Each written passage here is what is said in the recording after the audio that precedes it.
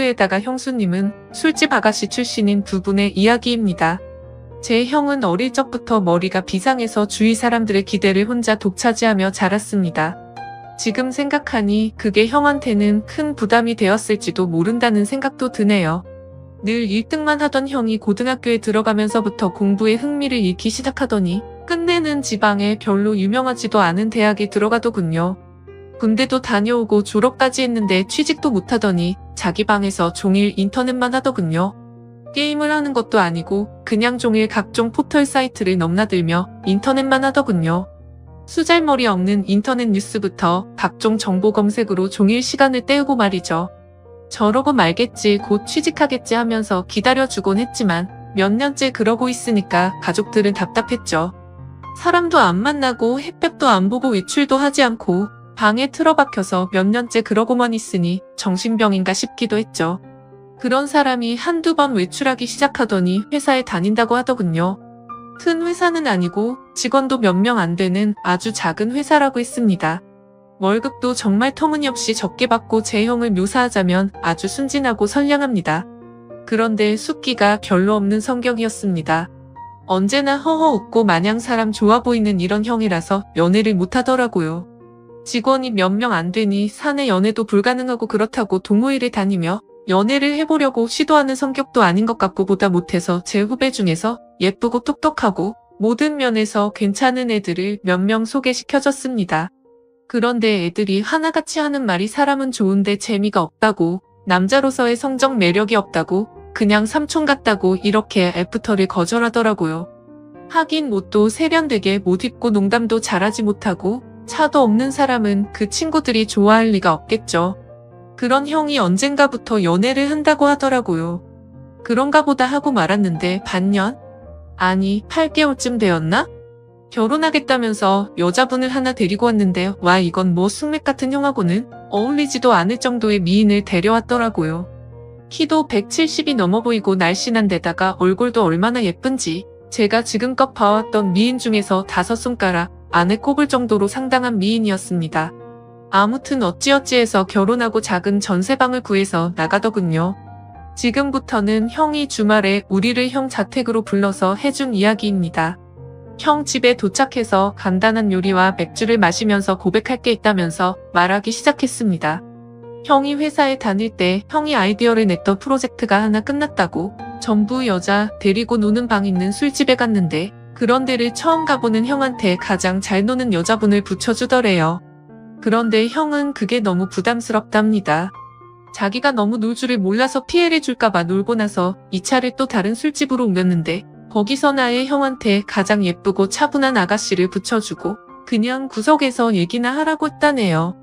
둘이서 구석에서 어색하게 앉아있다가 맥주 서로 따라주며 홀짝거리면서 얘기를 주고받았는데 형은 그 아가씨가 참 마음에 들더래요. 그렇겠죠. 연애가 처음인 형이니까 다른 직원들은 각각 파트너를 데리고 호텔로 갔고 형은 그냥 조금 걸었으면 좋겠다고 하면서 아가씨와 길을 걸으면서 이런저런 얘기를 나눴답니다. 좋아하는 노래, 영화 같은 얘기부터 별의별 얘기를 다 나눴더군요. 정말 오랜 친구 같은 느낌이 들더라고요. 지루한지 모르고 얘기 나누며 그렇게 걷다가 호텔로 갔대요. 사장이 준 호텔비로 방을 하나 얻고 아가씨를 객실 안까지 같이 가지고 그냥 나왔다고 하네요. 매일 원치도 않는 술 마시고 사랑하지도 않는 낯선 남자와 밤을 지내야 하는 게 얼마나 힘들까 하는 생각이 들어서 그날만큼은 남자한테 시달리지 않고 푹 쉬도록 혼자 방에서 숙면을 취하라고 말해주고 나왔다고 하더라고요. 근데 형이 부탁이 하나 있는데 이렇게 재미있게 대화를 나눠본 게 처음이라고 친구하면 정말 기쁠 것 같다고 해서 전화번호를 얻었답니다. 그렇게 문자도 주고받고 가끔 전화도 하면서 친구가 되었다고 하더군요. 또 그렇게 친구해서 연인으로 형수님 말씀으로 매일매일 그런 일상에 몸과 마음이 너무 힘들었는데 형 같은 친구는 다른 세계에 사는 친구를 하나 얻은 듯한 느낌이었고 지친 일상을 잊게 해주는 휴식 같은 사람이었다고 하더군요. 그렇게 가까워지면서 연인으로까지 발전했는데 형이 결혼하자고 할 줄은 사실 기대하지도 않았다고 합니다. 그런 일 하는 걸 알면서도 결혼하자고 하는 사람은 없으니까요. 그런데 형과 많은 얘기를 나누면 꼭 그런 일을 하기 전 아직 때묻지 않은 꼬마였을 때의 형수님으로 돌아간 것 같은 느낌도 받고 항상 술 시중 들어야 하고 남자들 추태 부리는 걸 받아줘야 하다가 형을 만나면 정상적인 생활을 하는 평범한 여자로 존중받는 기분이 너무 좋아서 형처럼 착한 남자라면 넉넉하지 않아도 사랑받으며 살 수 있지 않을까 하는 기대는 종종 하게 되더라고요. 그렇게 서로 마음을 확인하고 결혼하기로 약속을 했고 형수님은 다행히 빚이 없어서 큰 탈 없이 업소 일을 그만둘 수 있었다고 합니다.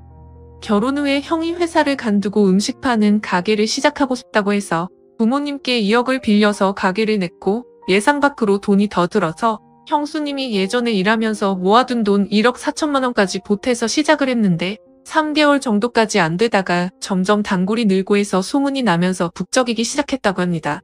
한번 불붙으니까 걷잡을 수 없이 장사가 잘 되었다고 하더군요. 돈 버는 재미에 힘든 줄 모르고 일을 했다고 합니다. 그러다가 창의력이 뛰어난 형이 남녀노소 좋아하는 신메뉴도 개발하고 마케팅도 하다 보니까 동업하자는 사람들도 찾아오고 분점을 내달라는 사람들도 찾아오더래요. 그렇게 투자를 받아서 인테리어도 정비하고 정식으로 프랜차이즈로 등록하고 몇 년 동안 전국으로 가맹점을 내주기 시작해서 지금은 이름되면 한 번쯤 들어봤을 법한 회사로 성장을 시켰습니다. 소스 제조랑 가공법에 대한 특허도 출원하고 원재료 가공 납품하는 공장도 세웠고 해외 수출 계약도 했다더군요. 회사를 간두고 해본 적도 없는 음식 사업에 도전한다고 했을 때 다들 말렸죠. 새 집 건너 한 집이 음식점이라고. 그런데 형수님은 당신이 하고 싶고 자신이 있으면 하라고 응원해 주더랍니다. 망해서 다 털어먹어도 동네에서 분식점 하면서 살면 되지. 설마 이렇게 젊고 건강한 두 남녀가 산입에 거미줄 치겠냐면서 해보라고 했다더군요. 자기가 모았던 1억 4천만 원 통장까지 내주면서 정말 힘들었다고 합니다. 그런데 프랜차이즈로 등록을 시키고 가맹점 내주면서 더 힘들었다고 합니다. 자기가 까딱 잘못해서 자기 믿고 가맹점 낸 점주들이 망하며 가맹점 하나당 가정 한 개가 파탄난다는 책임감 때문에 잠을 못 잤다고 합니다. 하루에 2~3시간 정도밖에 안 자면서 소스 개발, 메뉴 개발 투자자들 찾아다니고 시장 분석하러 다니고 점주들 장사 잘하라고 자기 비결 남은 책자 제작해서 돌리고 그랬다고 합니다. 창업시장은 엄청 위험해서 18, 9은 망한다면서 한 달 새에도 수없이 많은 새로운 프랜차이즈들이 생겨나고 사라지는데 외국 자본을 등에 업고 국내 진출한 외국계 프랜차이즈나 대기업 계열 프랜차이즈가 아니면 꽤 잘한다고 하는 프랜차이즈들도 수명이 5년을 넘기기 힘들다고 하네요. 다행히도 저희 형 프랜차이즈는 그 기간이 훌쩍 넘었는데도 이제 안정적으로 자리 잡아서 아직도 꽤 후한 평가를 받고 있다고 합니다. 그래서 지금은 형 나이대에 흔치 않을 만큼 큰 돈을 벌었고 반포에서도 상당히 큰 집에서 살고 있습니다. 형수님이 이제 내주만 하는 가정주부로만 지내고 싶다고 해서 형이 양평 쪽에 전원주택을 지으려고 했는데 형수님은 형이 출퇴근하는데 너무 힘드실 거라고 서울 복판에 집을 얻었다고 하더군요. 그렇게 숫기 없어서 연애도 못해보고 거절만 당하던 형이 이제 물 만난 물고기처럼 완전히 딴 사람이 되었습니다. 자신감과 의욕도 넘쳐 보이고 완전히 노련한 사업가처럼 보입니다. 비싼 맞춤 슈트를 입고 기사까지 있는 차를 타고 다니니까 제 형이지만 참 다른 사람처럼 느껴지더군요. 이래서 사람 팔자 알 수 없다고 하나 봅니다. 엉뚱하고 세상 물정 모르는 샌딩 같지만 워낙 기발한 사람이어서 언제가 되었든 늦게라도 성공은 할 것 같다고 마음 한구석에 믿음 같은 건 있었지만 이렇게 근사하게 되리라고는 예상을 넘어서서 신기하더군요. 형은 하루하루가 돈이랍니다.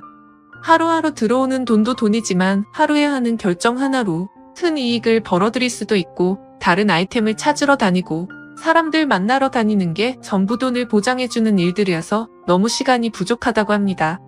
그래서 집에 늦게 들어가고 주중에 형수님과 시간을 보내주지 못해서 늘 미안해서 수시로 형수님한테 전화를 걸어서 사랑한다고 말해준다고 합니다. 그리고 주말 주일은 정말 중요한 일이 있지 않은 이상 오직 형수님과 아기만을 위해서 시간을 보낸다고 하더군요. 주말 주일은 형이 청소하고 설거지하고 요리까지 해서 먹인다고 합니다. 주중 동안 그렇게 일하고 주말까지 그러면 힘들지 않냐고 하니까 자기는 사랑하는 아내랑 아이를 위해서 음식하고 설거지하면서 쉬게 해줄 수 있다는 게 너무 행복하다고 합니다. 아내랑 아이 얼굴만 봐도 행복해서 피로가 풀린다고 형수님은 업소 일하면서 너무나 단절한 평범한 생활을 꿈꿔왔기 때문에 집에서 집안일을 하고 아기 키우고 형 옷 세탁하고 다림질하는 게 너무너무 행복하다고 합니다. 부자고 가난하고 하는 건 애초에 그런 건 상관하지 않았기 때문에 지금도 돈 쓰는 것에 재미가 생기지 않도록 주의한다고 하더라고요. 저희 형수님 그렇게 부자가 되었는데도 명품 가방이나 시계나 외제 구두 같은 거 갖고 있지 않은 것 같습니다. 형수님 말로는 주말에 형님이랑 정원에서 배달시킨 치킨이랑 맥주 한 캔씩 먹으면서 얘기하는 게 너무 행복하다고 합니다. 딱 그만큼의 행복도 감당할 수 없을 정도라면서 형이랑 이마트 가서 카트를 밀고 다니며 같이 시식도 하고 장 보는 게 백화점 쇼핑하는 것보다 더 행복하다고 합니다. 그토록 간절하게 꿈꿔온 것들이 바로 이런 것들이라고 이게 전부라고 합니다. 그걸 잊지 않고 살려고 노력하신다면서 더 이상 바라는 거 없다고 형수님은 매달 부모님께 월급 정도의 용돈도 넉넉하게 보내주시고 우리한테는 볼 때마다 용돈도 주십니다. 형수님은 저보다 1살 어리시고 그런 형수한테도 학생도 아닌 번듯한 직장 다니며 나름 연봉도 꽤 받는 제가 용돈 받는 게 웃기는 것 같아서 우리가 애도 아니고 용돈 주지 마시라고 했더니 형수가 자기가 번 돈이 아니라 형님이 번 형돈이라고 자기는 단지 전해주는 것만 할 뿐이고 아무리 나이가 들어도 형한테는 언제나 어린 동생들이니 형이 용돈 주고 싶어 할 거라면서 받으라고 하는데 이거 참 난감하더라고요. 저는 상황도 좀 우스운 것 같고 해서 안 받고 싶은데 막내놈은 날름 잘 도맡습니다. 막내는 강남에서 규모는 작아도 꽤 말끔한 양주 비즈니스 클럽을 운영하는데 수입이 꽤 큰가 봅니다. 그걸 차리는데 형한테서 돈을 빌렸다고 하더군요. 모든 일은 형수님과 상의하는 형은 그때도 그 말을 형수님께 말을 했더니 형수님은 당신이 번 돈이니 빌려주고 싶으면 빌려줘라. 하지만 큰 액수인인 만큼 돈을 빌려주는 사람으로서의 운영에 대한 권한을 보장받아서 막내 도련님이 잘못된 판단이나 잘못된 운영을 할 때는 막을 수 있도록 권한을 보장받는 게 좋을 거라고 말을 했다더군요.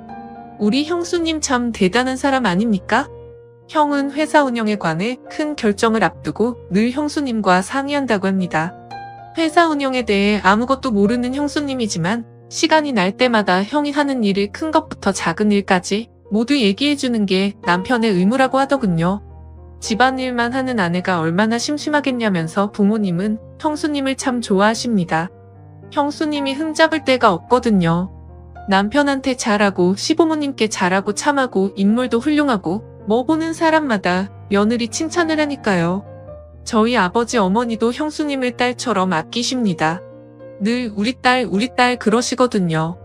처음엔 형수님 외모가 너무 바비 인형 같아서 어리숙한 형 등 처먹으려는 꽃뱀이 아닐까 하는 의심도 있었지만 지금은 존경스러울 정도입니다. 시부모님과 우리가 형수님께 너무 잘 대해줘서 형수님은 자신의 과거에 대해 숨겨온 것에 대해 지금껏 늘 죄책감을 느끼고 살았다고 합니다. 그래서 털어놓고 싶어서 지금에서야 우리한테 말하는 거라고. 그래서 저는 누가 뭐래도 형수님은 우리 식구들이 가장 좋아하는 우리 형수님이었고 앞으로도 그럴 겁니다. 형님과 형수님이 성실하게 살았다는 건 알았지만 그렇게 남들보다 몇 배로 애를 쓰며 살았다는 것까지는 몰랐네요. 형수님, 앞으로도 우리 형님 잘 부탁드립니다. 고맙습니다 하면서 절을 하니까 형수님이 고맙다면서 우시더라고요. 저까지 마음이 아프더라고요. 얼마나 마음을 고생하셨으면 인간적으로 존경스럽더라고요. 잠도 못 자고 남들보다 더 애쓰며 살았고 그 정도의 큰 규모의 사업체를 잘 이끌어가고 있고 부자임에도 사치하지 않고 참 건전하고 예쁘게 사는 걸 보니 내 형님 내 형수님이지만 인간적으로 너무 보기 좋습니다. 아버지 어머니께는 아직 말씀은 드리지 않는 게 좋겠다고 했습니다. 저희야 젊으니까 이해할 수 있지만 어른들은 그렇지 않을 수가 있거든요. 죄책감을 덜기 위해서 말씀드렸다가 혹시나 더 큰 걸 감당하셔야 할까봐 서로 상처가 될 수 있는 상황이잖아요. 막내 이놈은 그 자리에서는 형들 의견이 그렇다면 자기도 따르겠다고 해놓고서는 나중에 우리끼리 나가서 한잔할 때는 이런 말을 하더라고요. 난 큰형처럼 절대 못해. 내 여자 과거가 그런 걸 모르면 또 몰라도 알면서 어떻게 결혼을 해. 솔직히 얼굴 볼 때마다 과거 이 여자가 무슨 짓을 했을지 자꾸 생각나서 도저히 결혼은 안 될 것 같아. 그러니까 형님은 담배 하나 끊기도 그렇게 어려운데 과거를 끊어내기가 얼마나 힘들었겠냐? 그 과거는 아마 너희 형수가 죽을 때까지 가슴에 짐처럼 얹어 있을 거다. 할 수만 있다면 컴퓨터처럼 완전히 포맷해서 너희 형수 기억 속에서 싹 지워주고 싶은데 그렇게 할 수 없어서 네 형수 얼굴 볼 때마다 애써 밝게 보이려고 노력하는 것 같아서 안쓰럽고 불쌍해서 난 가슴이 아프다. 내가 할 수 있는 최선은 너희 형수가 그걸 의식하지 않고 살도록 너무 행복해서 그런 것 떠올릴 겨를 덮을 만큼 행복하게 만들어주는 거다. 나한텐 세상에서 가장 고마운 사람이고 가장 아픈 사람이다. 너희도 곁에 있어주는 것 하나만으로도 고마운 그런 사람 만나게 된다면 형 심정 이해할 거다. 라고 말하더군요. 그때 형을 소개시켜줬던 그 애들 중 몇 명은 아직도 시집 못 가고 저 만날 때마다 친구나 후배 중에 좋은 사람 있으면 소개시켜달라고 징징거립니다. 얘네가 사람 보는 안목만 있었더라면 팔자가 달라졌을 텐데 말이죠. 형은 여자에게 너무나 헌신적인 사람이어서 웬만한 어떤 여자분과 결혼을 했어도 다정하고 행복하게 살았을 겁니다. 형수 또한 웬만한 어떤 남자를 만나 결혼을 했어도 내조 잘하고 참한 아내로 훌륭한 가정을 만들어갔을 겁니다. 둘이 만나게 된 건 우연도 아니고 운명도 아니고 오직 행복한 결혼 생활 그 하나만을 꿈꿔온 간절함의 톱니가 서로 맞아떨어져서 둘이 하나로 블록처럼 깨맞춰진 게 아닌가 합니다.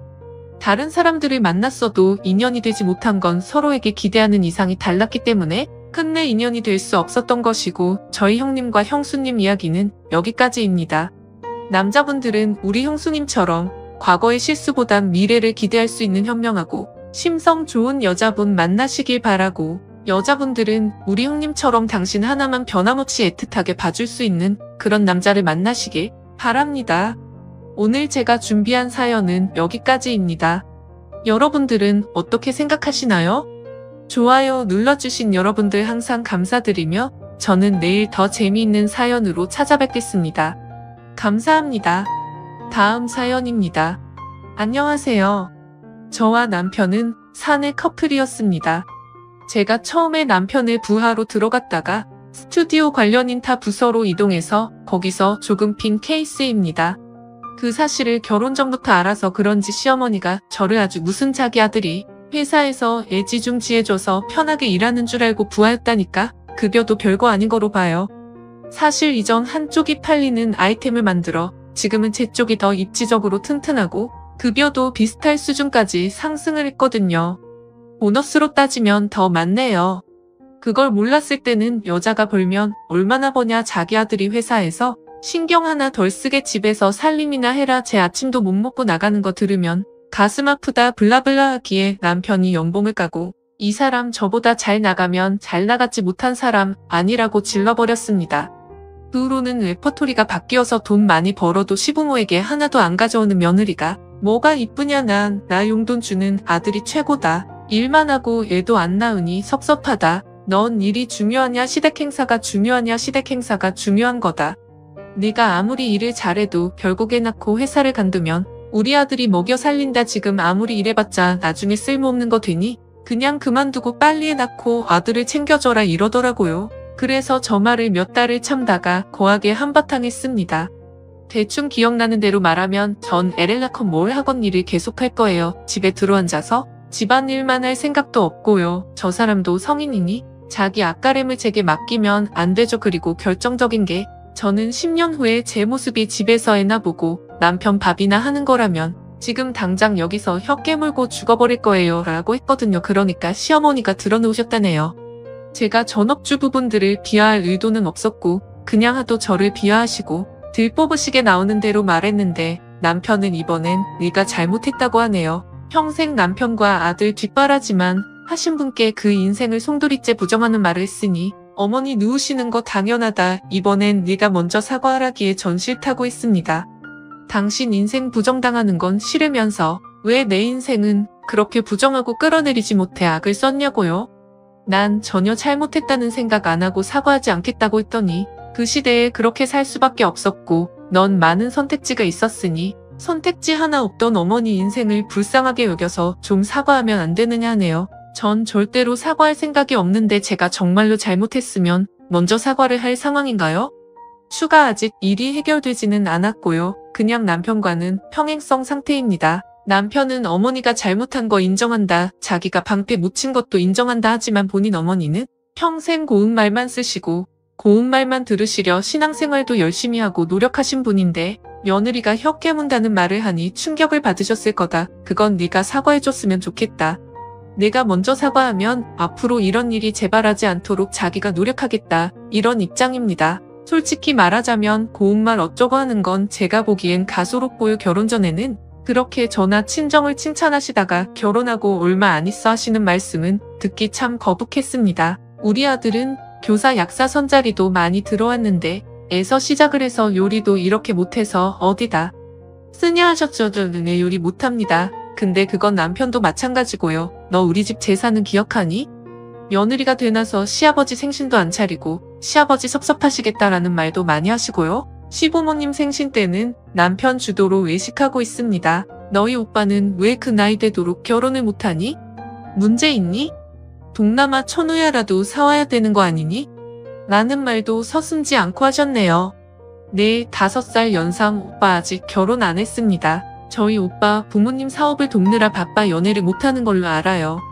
하지만 결혼할지 말지는 본인이 정하는 거고 저희 식구는 아무도 개의치 않는데 저런 식으로 이야기하시는 게 참 불쾌했네요. 아무튼 이런 막말이 시작되었습니다. 아이는 남편이 태도를 고칠 때까지 안 갖겠다고 선언한 참이고요. 일단 그렇게 생각하게 된 계기는 남편이 했던 말 때문이었습니다. 애 키우는 게 뭐가 힘드냐, 고양이 돌보는 것보다 덜 힘들 거다라는 말 때문입니다. 같이 살게 된 후로 밥 준 적, 똥 치운 적, 목욕시킨 적 한 번 없고 심지어 자기가 키우던 고양이 병원 데려가는 것조차 안 해서 주말에 저 혼자 데려갑니다. 그러면서 2마리 다 절 잘 따르니 역시 동물이나 사람이나 엄마만 따른다고 투덜투덜 밥 주는 사람 따르는 게 당연하죠. 그리고 아이를 갖고 싶어도 관계가 거의 없는데 이것도 저는 남편의 탓이 크다고 생각합니다. 남편의 취미가 게임이라 퇴근 항상 게임을 하는데 안 말리면 새벽 1, 2시까지 해요. 좀 일찍 잠자리에 들면 휴대전화기나 휴대용 게임기로 하고 싶은 거 다 하고 12시 넘어서야 슬금슬금 절 건드리는데 새벽 6시에 일어나는 저는 12시만 되면 골아떨어져요. 그래서 살짝 신경질을 내면 저더러 잠자리를 거부한다고 뭐라고 하고, 물론 어른 앞에서 혀 깨문다는 말은 부적절하지만 근 1년 반 동안 시어머니의 자기 아들 자랑과 저 비하하는 말을 들었더니 순간적으로 머릿속에 통로가 끊어지더라고요. 내가 어떻게 이래서 여기까지 왔는데 저런 소리나 들어야 하나 싶기도 하고, 직장에서 진짜 쟤는 개같이 일한다는 말까지 듣고 여자가 어쩌고 얘기 듣기 싫어서 남이 피하는 일 다 맡아서 하고, 심지어 한 달 내내 아침 8시부터 자정까지 일하고 주말에도 전시간 근무하다가 위가 움직이질 않아서 소화가 전혀 되지 않기에 정밀 검사까지 받아서 프로젝트 성공하면서까지 올라간 자리인데 그 몇 마디 말로 저희 삶을 마구 짓밟는 것 같아서 너무 억울했습니다. 네, 앞으로는 그런 막말은 삼가려고요.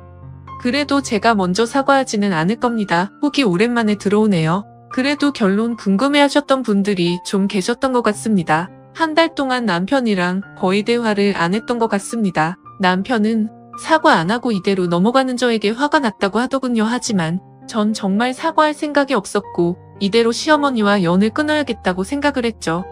그러다 하루는 남편이 술을 거하게 먹고 와서 저에게 서운하다고 하길래 그날은 그렇게 넘어가고, 다음날 출근했을 때 링크를 보내줬습니다. 제가 시어머니와의 일화를 다 말하지 못한 것도 있고 좀 더 객관화된 글을 보고 나니 저에게 그제서야 미안한 마음이 들었나 보더라고요. 그날 저녁에 와서는 너무 미안하다며 이야기를 하는데 진심이 좀 묻어나 보이더라고요.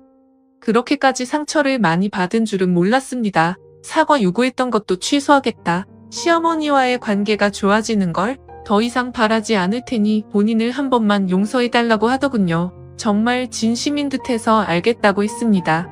하지만 시어머니하고는 이미 어긋난 관계라고 생각을 해요. 끝까지 본인 아들이 잘났고 저는 그저 수발 드는 사람으로 생각하는 시어머니와는 잘 지낼 수가 없을 것 같습니다. 남편에게도 이것도 불만이면 이혼도 고려하라고 했으나 자기가 더 잘하겠다며 시댁에는 안 가도 좋다고 하네요.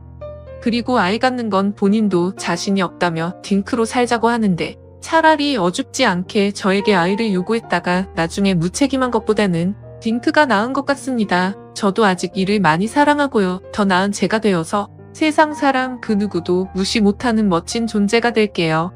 응원해주신 여러분들 정말 감사드리며 똥이 무서워서 피하는 게 아니라 더러워서 피하는 걸 제대로 보여줄 생각입니다. 댓글 참다. 며느리가 한마디 했다고 드러눕는 어머니는 불쌍하고 지금까지 하찮은 취급받고 무시당하면서 참아온 마누라는 불쌍한 거 모르겠대요. 어머니가 먼저 지금까지 말 심하게 한 거 사과하시면 님도 사과하겠다고 하시고 그 이후에 어머니가 또 막말하시면 참지 않고 계속해서 맞받아치겠다고 하세요. 어머니께서 먼저 사과 안 하시면 님도 사과 안 할 거고 앞으로 시댁에 밝게 끊으면 님도 편하고 좋다고 앞으로 님을 무시한다면 그 누구라도 끝장을 보겠다고 남편도 포함이라고 전해두세요. 댓글이 불쌍하다고 주둥이 함부로 터는 것까지 정당화되는 건 아니죠. 왜 안 했는지 엄마가 말하는 말들을 들어야 하고 마누라는지 엄마한테 나쁜 말하면 안 된다는 거야. 뭐야 시장은 지 엄마가 있는데 뭔 개소리인지 모르겠네요. 다음 사연입니다. 안녕하세요. 아내와 이틀째 언쟁 중입니다. 본인은 독박 육아고 제가 육아를 도와주지 않으니 파업할 거라는데 기가 막힙니다. 저는 6시 30분에 일어나서 시리얼,